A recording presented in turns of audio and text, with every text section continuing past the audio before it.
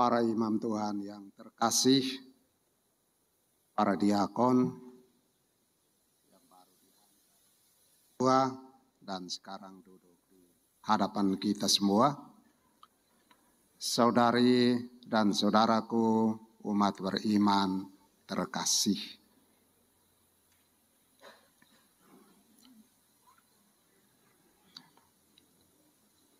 Kitab Ibrani, surat kepada jemaat Ibrani mengatakan kepada kita,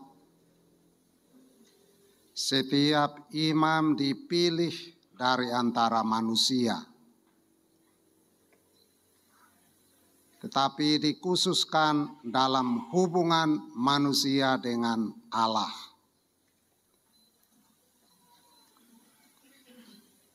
Yang menjadi imam pertama-tama adalah bapa dan mama di rumah-rumah, di keluarga-keluarga. Itu yang dinamakan imamat umum. Imamat karena dikuduskan oleh sakramen-sakramen gereja. Dan nanti dari imamat umum ini melalui pelayanan gereja lahirlah imamat khusus. Imamat khusus ini Bapak dan Ibu menghantar mereka 13 orang hari ini. Dari Bajawa, dari Manggarai, dari Timor Leste, dari Kupang, tetapi keturunan dari Flores, dari TTS, tapi keturunan dari TTU, Kupang, dan seterusnya.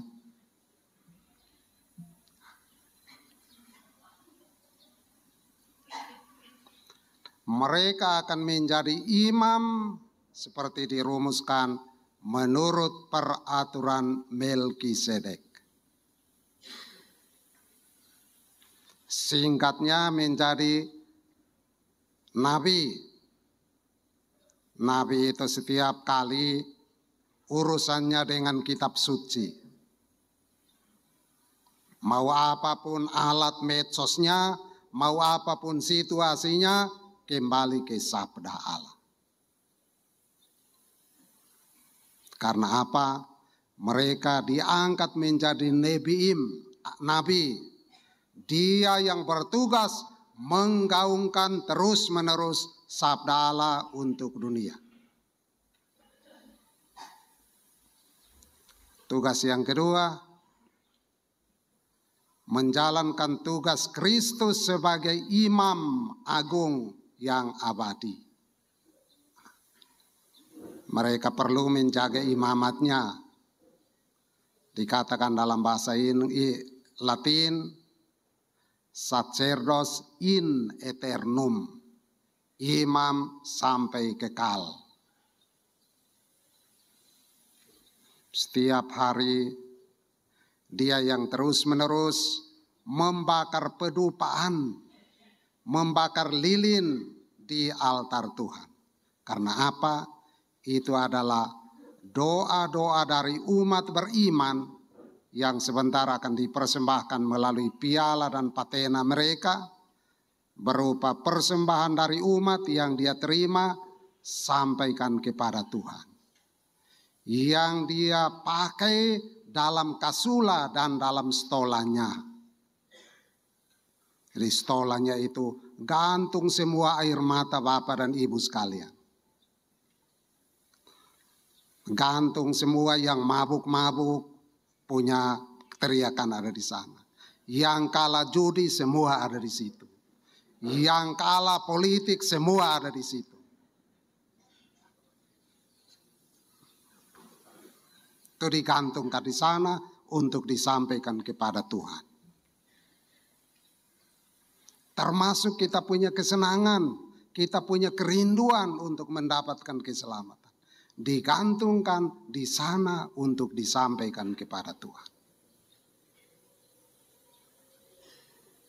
Dan kasulanya adalah berupa puji-pujian tak henti-henti kepada Tuhan. Tugas yang ketiga, menjadi raja.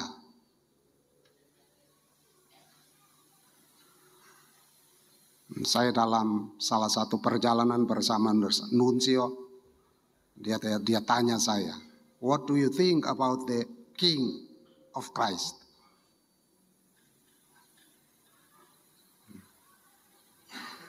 Apa artinya Raja Kristus, Raja semesta alam, yang kita rayakan sebagai puncak dari liturgi gereja? Apakah relevan di tengah situasi politik? Raja terlalu banyak, pemimpin terlalu banyak, sampai kita mau mendengar siapa?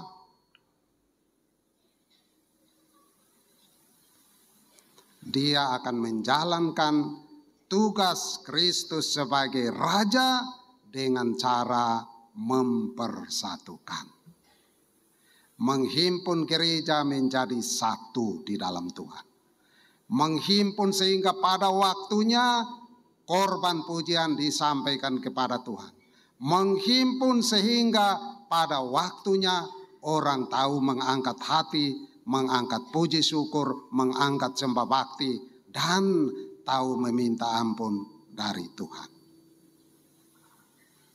3 tugas yang akan dijalani di belahan dunia manapun, dalam situasi manapun, tetap Kristus sebagai imam, Kristus sebagai nabi, Kristus sebagai raja.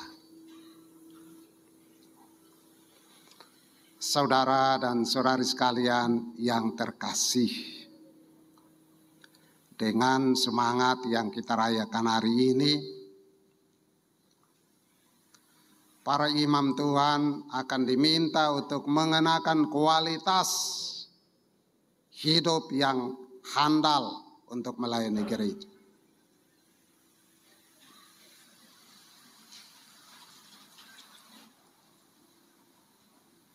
Dengan mengikuti apa yang dinamakan jalan kecil Santa Teresia dari Lisieux, hari ini mereka duduk sangat terhormat di depan kita. Besok lusa ingat saja mereka punya undangan yang ada di mana-mana. Mereka punya foto ini model-model. Saya lihat ada yang bintang film juga kalah.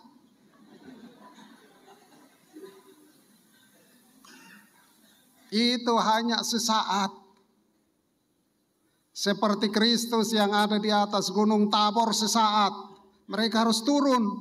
Ada yang harus ke Kongo. Ada yang harus kembali ke Timor. Mungkin di Timor tiap hari dia ugu-ege dengan itu novis yang ada di sana.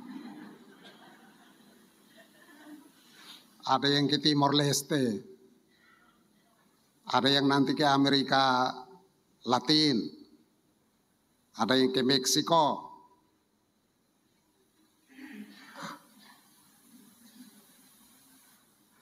Saya mengucapkan ini karena tadi malam mereka sendiri sudah memberitahukan. Dan mereka sudah siap sedia untuk itu. Jalan kecil itu artinya dia jalan masuk ke jalan kemanusiaan yang antar negara. Di Indonesia yang dari Jawa mungkin dia jai juga belum betul-betul langkahnya. Pegang itu ke lewang buatan juga belum betul. Dia masuk ke sana mengalami apa yang dinamakan shock budaya. Di sini kurang berakar, di sana lebih tidak berakar. Dia menjadi orang yang terombang-ambing di antara budaya-budaya. Belum lagi yang ke Nippon sana. Jepang juga ada. Pasti dia sudah tahu Nippon punya tingkah laku dulu di Indonesia.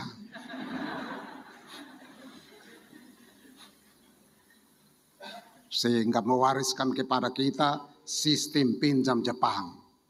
Pinjam Jepang itu artinya pinjam habis tidak kembalikan.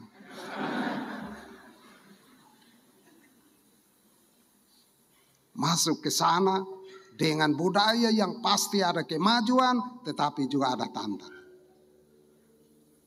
Mereka masuk ke sana mengikuti jalan kecil Santa Teresa. Doa terus-menerus supaya api imamat tidak pernah padam di dalam hati. Bawa korban terus-menerus sehingga api kesucian Allah tetap menyala untuk dunia. Dia terus mewartakan sabda betapapun mungkin sulit. Terus menggaungkan sabda karena untuk itulah dia diutus. Saudari-saudaraku yang terkasih, kita berdoa hari ini semoga para imam kita bersyukur karena di tengah situasi dunia yang seringkali menantang, NTT Nusa Tenggara terus saja menghasilkan imam-imam, menghasilkan panggilan-panggilan para suster, bruder, frater yang berlimpah ruah. Kita mensyukuri karena itu adalah rahmat Tuhan. Sekaligus kita mengambil tanggung jawab untuk memelihara. Mereka ini berangkat dari angkatan yang berbeda-beda. Dari Ledalero kalau saya tidak salah ingat tahun ini 46. 40 berapa? 9. Ya. Dari Rita Piret 29. Dari Santo Mikael di Kupang, mereka yang di sana beberapa kongregasi dan projo ada 27, tambah yang di sini 10, 37. Jadi kita bersyukur Tuhan terus memberi kita rahmat panggilan yang berlimpah. Dan Bapak Ibu sekalian, kita menyertai panggilan Tuhan yang berlimpah ini dengan cara berdoa supaya panggilan Tuhan tetap kokoh, tetap terpelihara di hati putra-putra kita yang imam, di hati putri-putri kita yang suster, dan di hati putra-putri kita yang siap untuk masuk ke tengah masyarakat. Kita berdoa semoga para imam Tuhan selalu terpelihara, terlindungi di dalam menjalankan tugas keselamatan ke dunia, sehingga nama Tuhan semakin dimuliakan dan kita umat manusia semakin diselamatkan. Amin.